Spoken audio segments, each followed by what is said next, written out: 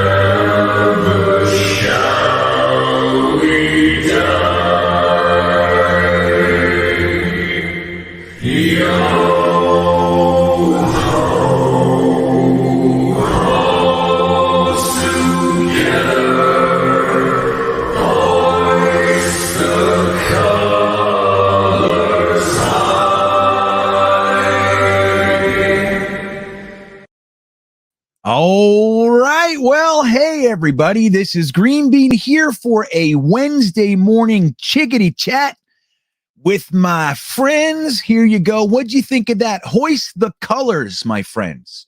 Hoist the colors with C.J. Mosley at the point, leading us into the future. We got to stop forgetting about what that guy is. Now, granted, he's getting older. We lost 2 years of his career. That's all well and good. But C.J. Mosley was essentially alone on the front seven last year. He did have Quinnen. We had some JFM. But the rest of those guys, it was a carousel, a cyclical in and out of guys going in and out and injuries and rookies. And C.J. Mosley was the stalwart. And he played the whole year alone. Alone. And don't forget, our rookie cornerbacks, as much as I feel like there's a lot of hope there, they had no safety help. All right? We lost LaMarcus Joyner day one. We lost Marcus May a little bit later. Then we had guys like Elijah Riley, who we just signed off a scrap heap, and he started, and Wild Goose, and we took Pinnock and put him back there. It was crazy. C.J. Mosley, don't ever forget it. We get him some help and we're going to be good. So what's up, guys? I'm in a good mood. We are literally one day. This is New York Jets draft eve. That's where we are. What are you doing, chatting? This is my son. He's supposed to be doing his typing homework right now. He's all of a sudden he's saying, hello, Elijah Riley was good.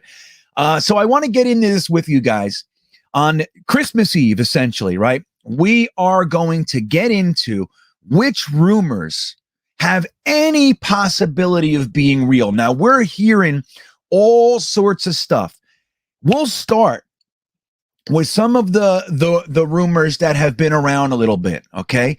So let us start with the idea that Debunking Becton is not going to be on this team, okay? I want to discuss this. And guys, in the chat, I'm going to refer back to the chat here and there. This isn't a question and answer show to the same extent as like the Thursday Thick of It, but we're going to check in with you guys. I want to get a beat on where you're thinking, like where you guys sit on these things.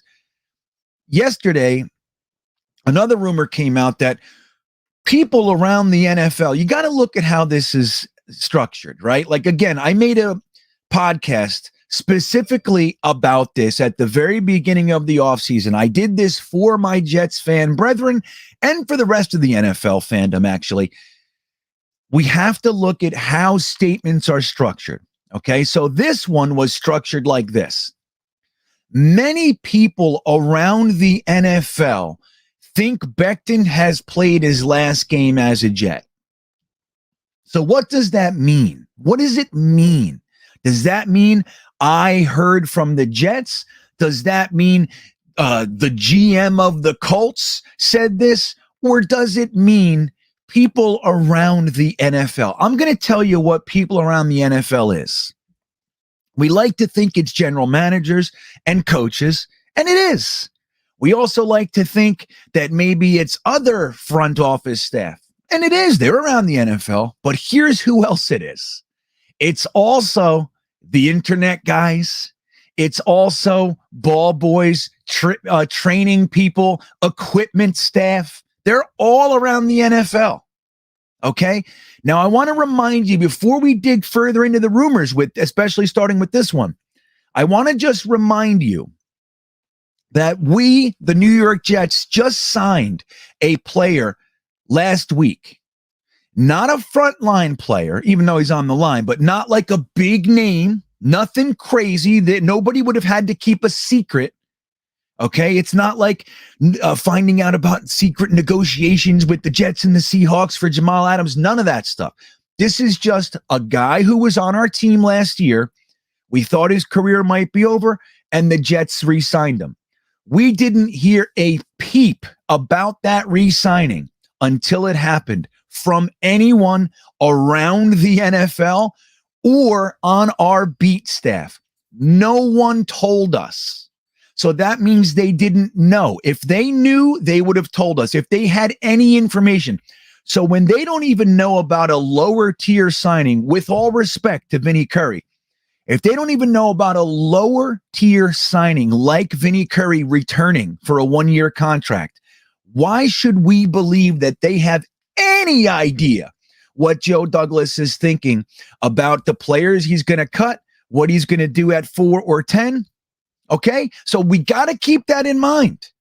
Somebody texted me earlier and said, dude, you better snap into it, man. The Daily News said, I'm like, the Daily News? What do they know? So we got this. Hey, Phil Adams. Phil Adams in the UK, my good friend, said, he can't always attend our nighttime sessions because it's super late. It's 2, 3 a.m. over there. So this is for you, Phil. It really is. So we got this Mekhi Becton thing. The rumor said yesterday that people around the NFL don't think Mekhi Becton's going to be on the team. So let me ask you, have you seen enough to fortify that claim that Mekhi Becton is not going to be here? What is it? What is the supporting information? Now, we have all this stuff last year. He's 40 pounds overweight, which he wasn't. He's eating himself to death, which he wasn't. Right? His trainer, Duke Manyweather, sent out all the videos and everything and said, this is him now. This is him today. So whatever they're talking about, 40 pounds overweight, isn't real. Now, maybe he wasn't in the shape that the Jets wanted him to. Who knows? You know what I mean? But he wasn't 40 pounds overweight. He wasn't eating himself to death. And plantar fasciitis was not going to keep him off the field. So all that stuff. Now, the sad part is that he did get rolled on and he ended up being out all year. So all this stuff now has seeming support, right? So it does. So what do you guys think? Honestly, do you think that Mekhi Becton's Jets career is over? I'll send that to the chat. I'm going to scan it. While you're answering, I'm going to say, while I think all things are possible, you never know. Somebody says, hey, I think Mekhi Becton is better than the tackles I can get. I'll give you our first or something like that. And Joe Douglas takes it. I don't know. That anything's possible. But do I think it's real that they have real information? I don't. I don't think they have any information. Again, everything that they've said has been debunked. Everything. And now guys like Connor Hughes are keeping the narrative going. They just keep it going because they've already said it. So they got to keep it going. So let me see. Scott Wilson says no shot. Becton was Douglas's first love. Right? Such a good point, Scott. It's such a good point. That was Joe Douglas's first ever draft pick. 2 years later, after a dominating rookie season, he's going to get rid of him. Why? And don't forget, one of those guys that he dominated was Salah's, premier edge rusher, and Nick Bosa. He fucking neutralized him.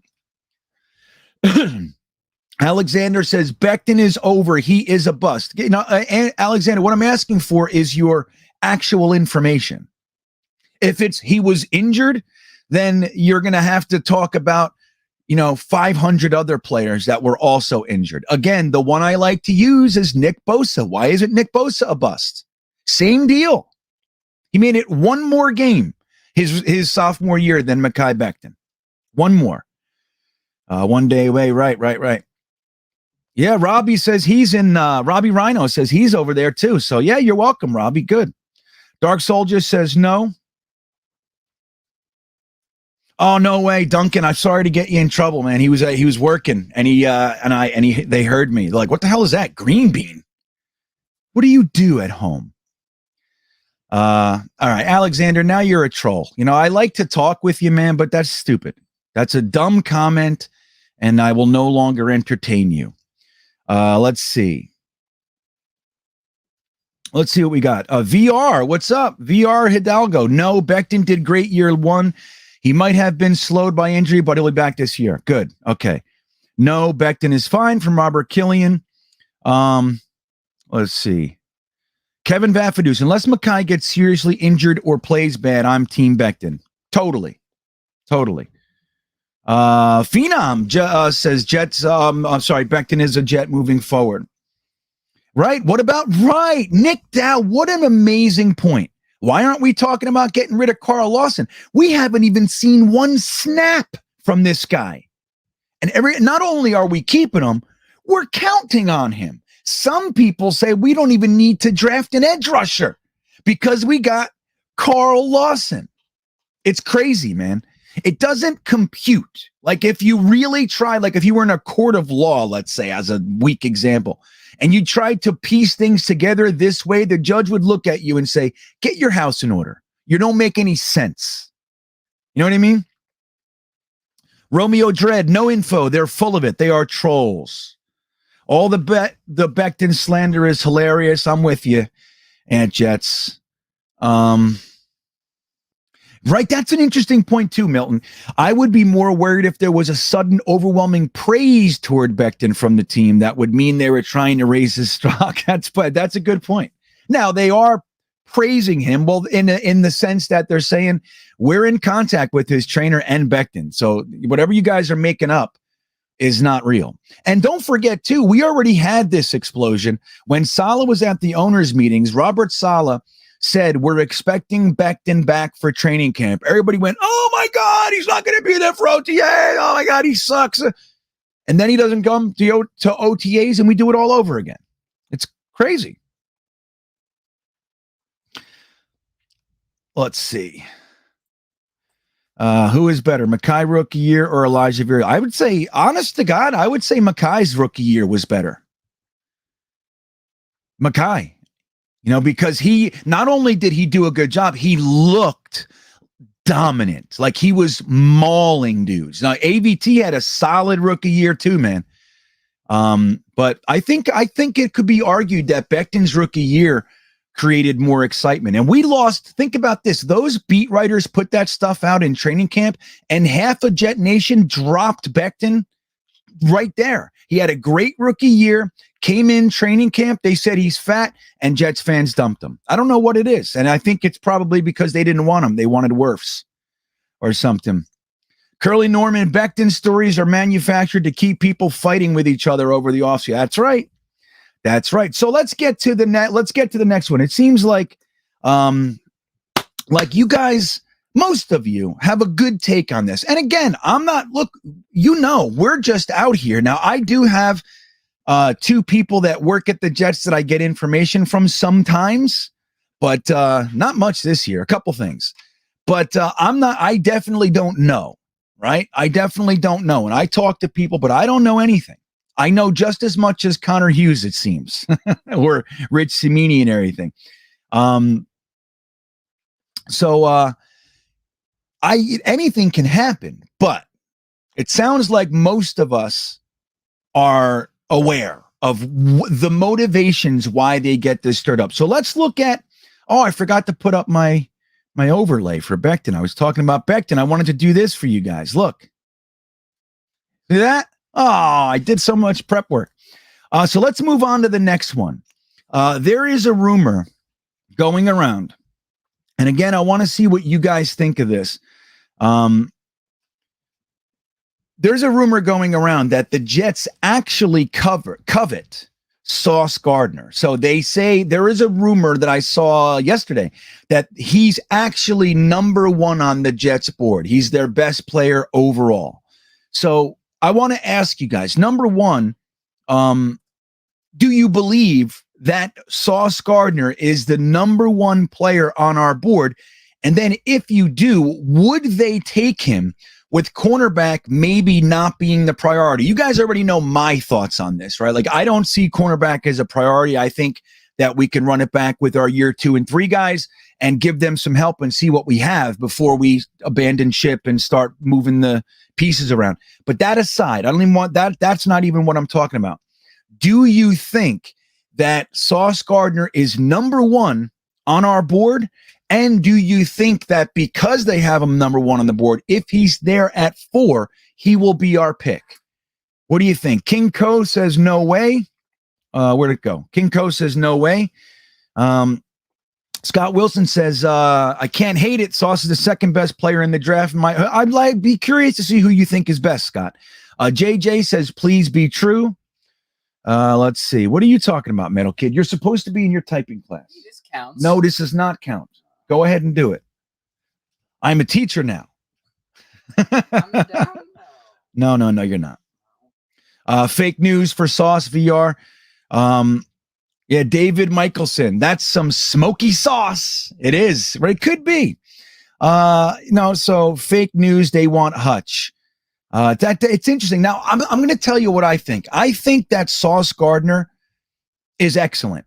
But I also believe, I want you guys to know this, that if Stingley didn't have the injury stuff, he does. But if he didn't, I don't think there would be too much of a conversation that Stingley is the number one cornerback in the draft. As much as I like Sauce Gardner, I find it hard to believe that he's their number one. I think he's probably way up there. And I do like him. And even though I don't want a quarterback, if the Jets decided to bring on Sauce Gardner 4 or 10, I'd hate it at 4. But if they brought him on at 10, I would not hate it. I'd be disappointed because I do hope they go a different direction. But how the hell do you hate bringing on a player like that? Then I would hope that they get to trade one of the other cornerbacks or something and be able to at least address another position. But I don't know. Michael says Sauce, yes. Metal Kid, Big Apple Sauce. Yeah, that would be, that's what's happening. That's what's coming. I misspelled sauce. You did? Well, that's because you're not paying attention to your typing class. See, that's what happens. He's trying to do stuff and he's getting it wrong. I'm okay with Sauce at 4 if we get Karlaftis at 10. Edge 3 and cornerback 1, not a big deal. Hey, that's a good way to look at it. And the thing is, I do have Karlaftis as edge 3. And depending on who goes before us, right? Karlaftis would be, such a good pick for me. I just like him so much more than I thought I would, quite frankly. But if Hutchinson or Thibodeau are there, I would take either one over Karlaftis, in my opinion. Phil checking in. Jets have bigger needs in cornerback, along with Leo Chanel in the second. Yeah, man. That's it. Oh, Leo Chanel would be the perfect linebacker to pair next to CJ Mosley. No and no from Eric. New York Jets fan 4. What's up, buddy? He says, yes, absolutely. You think JJ thinks the Texans might take Sauce? I find it hard to believe. I don't know. I don't see Sauce as a top 3 pick. That's just me. I could be wrong. I do like him. But so it's possible. Do I think probable? No. And that's the thing. Like, what we're trying to figure out is what we feel, what we think about the potential of these rumors being true. So what's the next one? It sounds like, it's possible, right? Sounds like most of us don't think that he's probably number one on our board. Hall is not a shutdown cornerback. We need a shutdown cornerback. Do we? Hall had 16 passes defense last year, man, with no help. You know what I mean? You got to remember that. And it was his first year in the system. I think Hall can absolutely be a 1. Now, would optimally him being a 2 would be fantastic. But again, let's get those guys a pass rush, some linebackers, and some safety help. and let's see what we got. That's my thing. Okay, so here's another rumor. Let's see how we feel about this one. I'm going to bring back an old one. Okay, I'm going to bring back an old one because it just drifted off into the past, but that does not mean that it's not real. It had legs. Okay, and let's talk about the Jets and Seattle. Schneider, Joe Douglas and Schneider, who have done fine work in the past with the Jamal Adams trade. And don't forget, they also traded in Joe Douglas's first draft. Seattle came up to get our third. We moved back and all that jazz, right? A lot of people forget that Joe Douglas and Schneider have numerous trade attempts in Joe Douglas's short time here. Okay. So the rumored trade was, number one, it was 10 for DK. Okay, that was the rumored trade. Then it was this 4 for DK and 9. So they used DK to jump up into 5 spots to get their quarterback. If Malik Willis or Pickett, whoever it might be, falls to 4, they use the DK and their 9 to get up 5 spots to make sure they get the quarterback in front of Carolina, right? So, number one, do we think this is real? Number two, would you do it? There's all this talk about Deebo now, but DK was the hot topic for quite a bit. And then Seattle came out and said, we're not taking calls on DK Metcalf. And remember how it happened. This is how that report came, guys. I heard, this is the guy from Philly. I forget his name. I was trying to remember his name.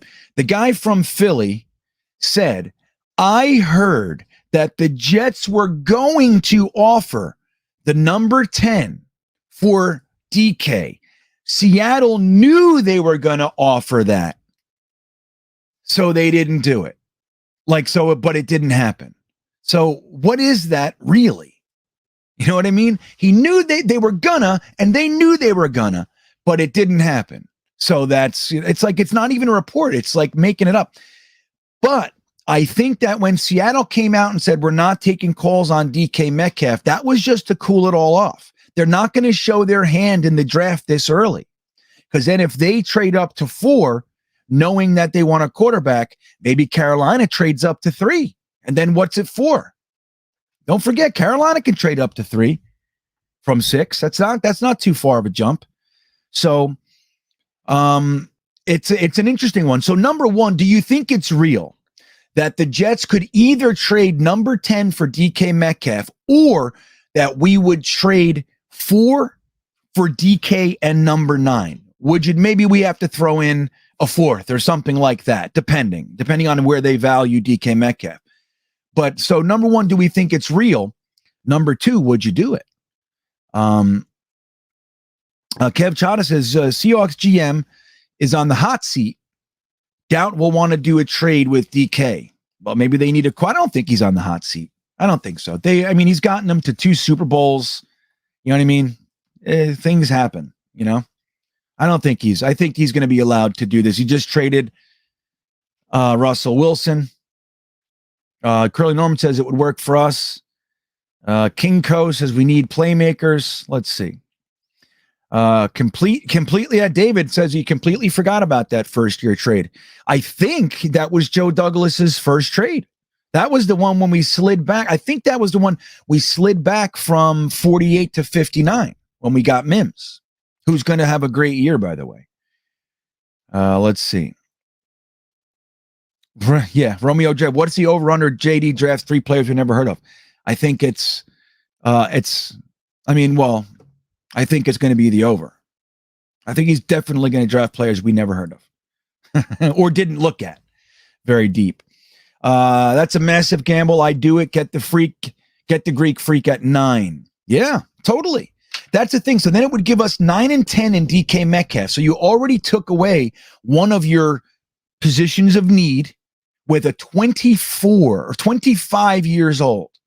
Now you're going to have to pay him next year, but this year he's a $4 million receiver.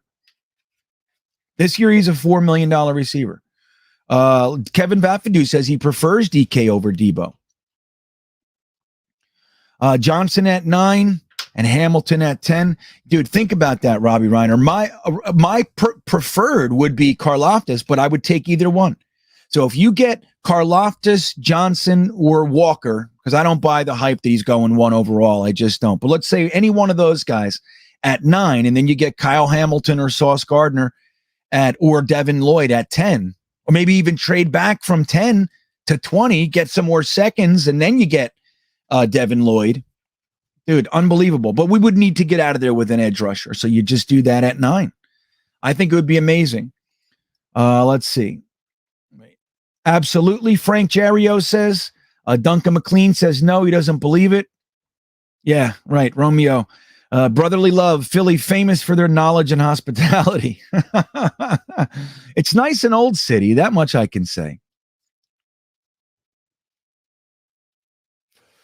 No first round picks for no one but one particular lineman on the Rams. Oh, that'd be interesting. Trade Metcalf, you still have to pay the player. Well, that's the whole thing. That's the whole problem with trading for originally Amari Cooper, Tyreek Hill, A.J. Brown, Deebo Samuel, or DK Metcalf. You're going to pay them. That's the downside with drafting, using this high draft capital to draft one of these guys, right? There's so many different draft outcomes. I can't take it. Alpha Anaconda. Yeah, I hear you, man. So what would you do, though? Number one, do we think this is real? I don't know how far we can drop down and still get Karlaftis. Phenom says he'd do it. And then we'll get into, so it's interesting. Now, my take on this one is that they did a good job of quieting it down. And I do think Seattle would prefer to keep DK Metcalf, but I believe that would be the optimal trade for us, is to take 4 and jump down to 9, get DK Metcalf. And again, maybe you got to give a 4th or something like that. You give him the 4 overall and 111 for DK Metcalf and 9. I think that would be fantastic because you get DK Metcalf. You don't lose your firsts. You have 2 consecutive picks and you can crush that section of the draft. And then you still got 35 and 38. I think it would be fantastic. I'd be very happy with this one. Yeah. Oh no, they gave him a 3-year deal. That's still good. Yeah, I saw that he signed his franchise tag, so I didn't see that he signed a deal. It's good. Thank you, David. I didn't see that one. Yeah, Jack, look, you're just preaching to the choir, buddy. You can't pay a wide receiver quarterback money. That's what's happening. I was not even into paying a wide receiver $20 million. The fact that it jumped up $10 million in 2 years is crazy to me. 2 years ago, $20 million was the highest. Now we're at 30. It's crazy. So I don't know. I don't know about that. Now let's get into the last rumor. Okay, so that's one. Now we got the Mekhi Becton rumor. We got the Deebo Samuel rumor. I'm sorry, the DK Metcalf rumor, and that'll bring us to, we did Sauce too. So let's get to, did I not do a damn overlay? Let me see here. Hold on. Come on. Oh my God, I didn't download it. Okay, whatever. I made you a nice fresh overlay for Deebo Samuel, but anyway, we have the Deebo Samuel rumor. Now, we've been hearing about this for just about 2 weeks. But yesterday, it picked up when Tony Pauline, the guy who is not necessarily right all that much, he has been. You got to give him credit where credit's due. He was right with the McCagnon getting fired thing, that there was a big fight in the Jets draft room. Remember, Manish came out and said that's absolutely false. McCagnon's going nowhere.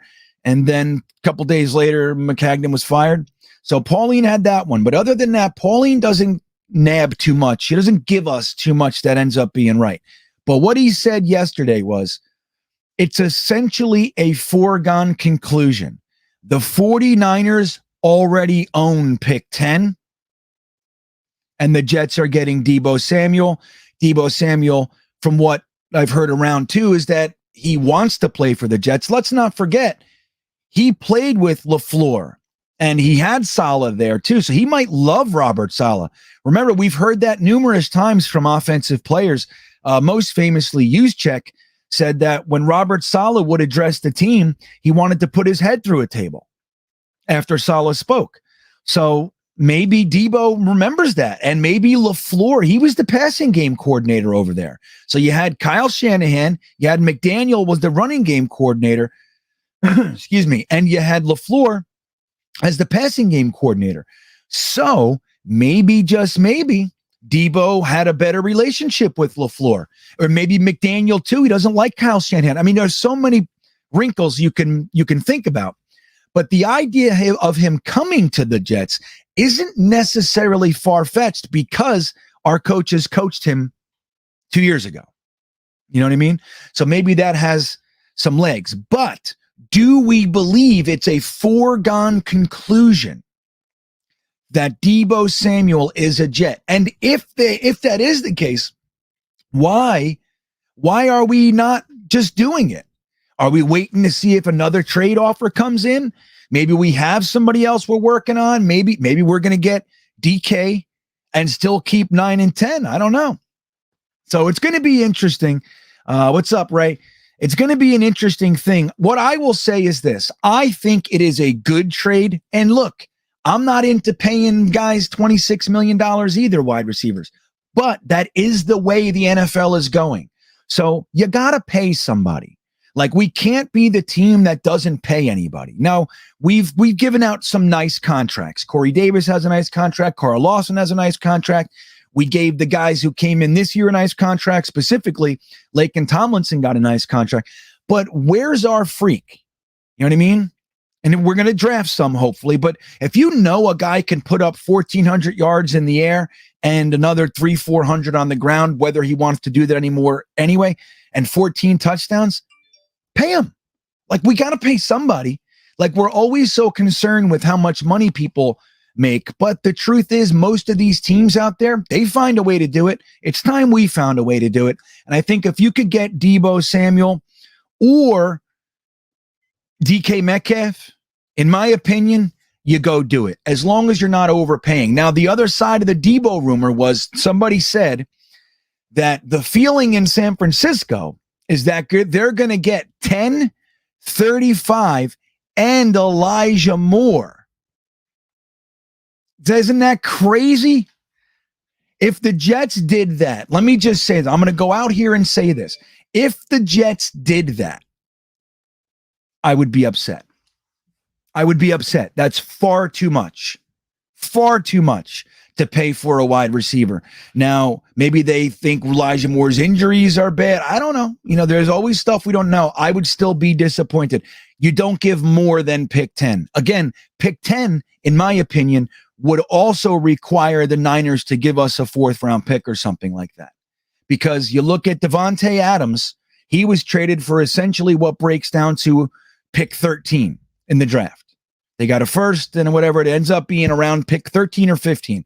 You look at the Tyreek Hill trade, it breaks down all their picks collected. It breaks down to like somewhere 13 to 15 in the draft. Why does Deebo Samuel require more? We're already giving more with 10. So I don't know why. That said, if you got to overpay a little tiny bit, just do it. Get him in here. If we were going to take a wide receiver with the 10 pick anyway, just get him. Just get him and pay him. Right, we riot. So let me check a few comments, and then we're going to bounce out of here. This is a short midday stream. I still have lots of school to do with my children. I told you guys on the Talking Jets panel last night, I am now officially a stay-at-home. My wife works at, guess where she works? UVA, where Bryce Hall came from. So I'm going to try to get in there and do all sorts of fun stuff this year. We'll see how I can parlay this into anything informational for us. But let's see what you guys think.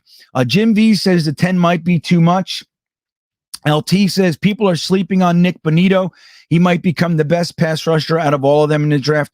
I'm not sleeping on Nick Bonito, but I doubt he's going to be the best, LT. I think he's going to be a good one. He's going to take a minute, though, too. But yeah, I think generally speaking, fans are sleeping on it. But I don't know, man. Like, we got to remember, these guys are these scouts and most of these personnel teams. Like, there's no sleepers anymore, really. You know what I mean? They all dissect everybody to the nth degree right now. But yeah, Nick Bonito could be a good player too. Because it's the Jets. Teams think we're stupid. Yeah, right. Let's see. Older than dirt. Walt, what's up, buddy? Trading Elijah Moore is just shooting yourself in the foot. You would basically be right back where you already are. I think Elijah is going to bust out. Bust as an interesting word to use. I'm gonna assume that you mean breakout. Bust is not the word to use when we're talking about draft picks being positive, Walt. That's right, Wat2K. What's up, buddy? He says, Mr. Mom Bean. Nice. Wat2K just started his own channel on YouTube as well with the Virginia Jets fan club. So you guys got to go over there and check him out. Wat2K on YouTube. Wat2K99. Yeah, JFK says, I'm not down for giving up Elijah Moore. I'm not either. I mean, we're trying to build. That's the same thing I think like with Becton. Like, you want to get rid of Becton and bring it, like, why are we doing that? Build on top. Build up. It's crazy. Y2K likes Pierce. What is it? As a wide receiver or running back? I know. Yeah, right. Scott says that trade is coming from San Francisco. It's not the truth. Oh, I saw a super chat. Sorry about that, Scott. Thank you, Scott Wilson, for the super chat. He says, is trading away 10 plus some too desperate of a move for wide receiver when studs come out of the draft every year? Well, here's the thing. Like Joe Douglas has said in the past, Scott, when you're evaluating players in the draft, you have to try to wonder, you have to try to assess how they're going to be at the next level. When you're trading for a guy who's, in free agency, signing a free agent or whatever, you already know how they will compete in the NFL. You know how they'll do. Now, well, how they'll be in your system and everything is another thing. But that's why there is value. Joe Douglas called it apples to oranges and apples to apples, being draft versus free agency, respectively. So he said that. And I agree. So there's the thing. It takes away the question. It takes away the question of, can he compete at the NFL level?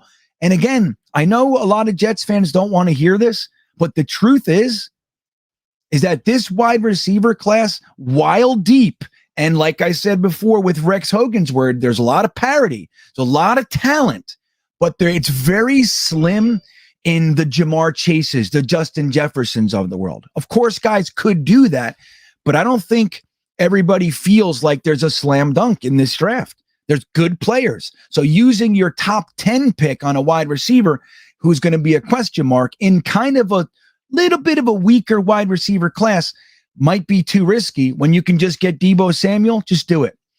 Now, I would think plus some, no, don't do it. No, 10 or hang up the phone.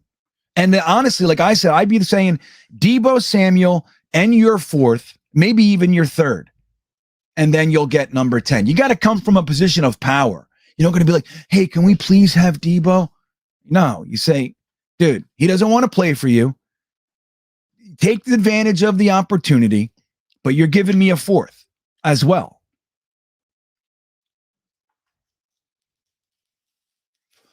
Let's see what else we got. Yeah, and don't forget, he does have injury history too, right, Kev? Kev said that. Yeah, that's the other thing. It's concerning. Now, he had 2 years with very little injury, but he did have that 1 year. But that's the thing too. It's like, by Becton standards, we would have written Deebo Samuel off after his rookie year or his sophomore year. He played, 3 games, I think? Something like that. He's a bust. Comes back and puts up, almost 1,800 all-purpose yards and 14 touchdowns. Tell you, man, anybody saying that doesn't know what they're talking about. Let's see. I'll get a couple more in here. Keep more, trade Corey. I know. I don't think anybody wants Corey Davis after last year. Now, I believe Corey Davis is capable of having a better year. He had a better year the year before. Last year was a rough year. Lots going on.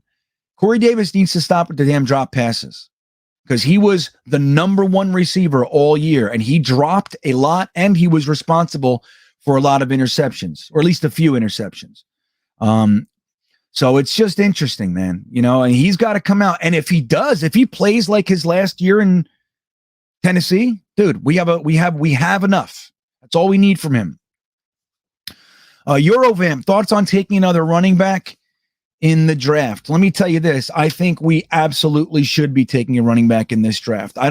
As much as I absolutely adore Michael Carter, not only his on the field, but his personality. I love that. I love having him around. I think he's fantastic. He was injured 3 times last year. 3. So we need somebody that's, young legs, that has potential to be a number one back, splitting the carries with him. Somebody who can catch and protect in the passing game, or at least 2 of the 3, running, catching. That's why there's a lot of guys out there who don't catch. Like, they're good running backs, but they don't catch. So I don't know. I think we want a running back that can catch. My hope is that we end up in this draft with Isaiah Spiller. That's who I want in this draft. At running back, I believe you can get him in the 3rd or 4th. So I would love that. If they decide to go the best running back on their board, go ahead and grab Breece Hall in the 2nd. Screw it. Get it done. We know it's going to be a focal part of our offense. Just do it. If that's the guy you want, grab him. You know what I mean? Okay, one more. I'll do 2 more. Romeo Dredd says, bounce back for a lot of players, but Jets will be down players this season. Well, look, Romeo, all we have to do, think about if we don't have the injuries we had last year. If we just do that, if Becton comes back, if the Mims thing, if he doesn't get food poisoning and COVID and everything else, go to full off season in, if Carl Lawson doesn't get injured, if Vinnie Curry doesn't get injured, if LaMarcus Joyner doesn't get injured, if Jamian Sherwood doesn't get injured, look at the team. Look at just that alone. That's not even including the 2 new tight ends, the Laken Tomlinson, the Jordan Whitehead, the DJ Reed, the 4 top 40 picks. It can be a whole different thing. If we can slow those injuries down, which that's what we're working on, right? We revamped the entire medical department. This was their first offseason with the Jets. So let's see if it takes root. If we can do that, we have an entirely different team. And then you had the middle of the road injuries. The Bryce Huffs. Obviously Marcus May's on it, but Marcus May. You had Hamza Nasruddin. You had Elijah Moore, Michael Carter. Those guys who were kind of in and out, played more than they missed, but even without that. Crazy. It's a different team, guys. Yeah, Fozzie Bear. What's up, Fozzie Bear? This is a good one for you too, buddy. Big one tomorrow, GreenBean. We need you in top form. Well, I don't know if I'm going to be able to sleep, so we'll see what form I'm in. But we'll get there. So, yeah, Breece Hall, right? All gas, no brakes? Or no break? Yeah, I know, Kevin. I know. Of course.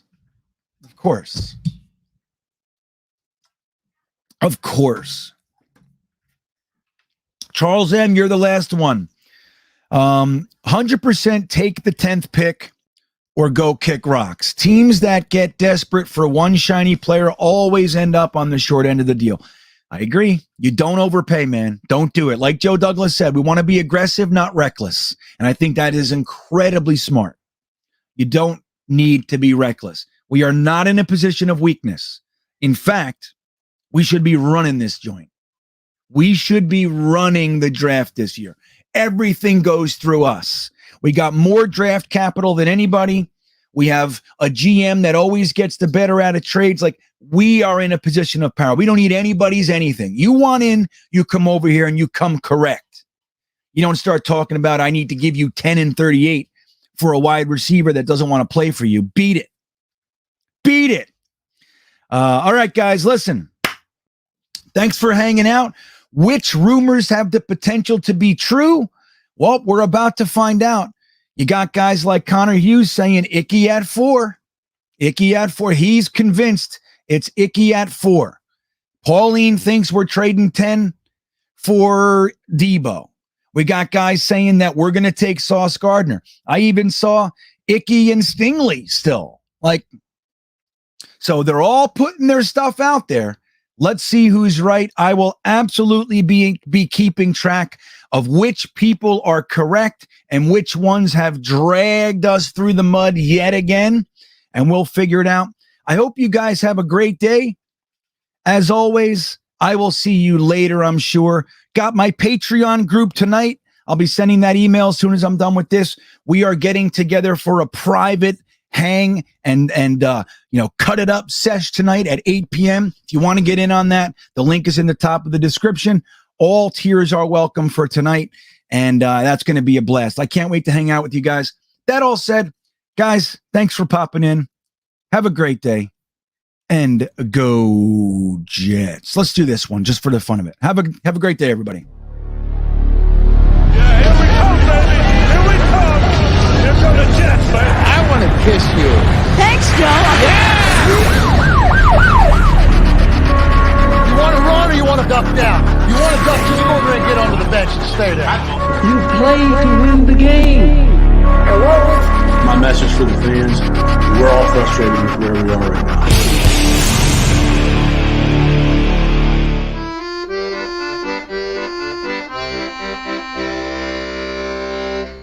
Jets, Jets, Jets.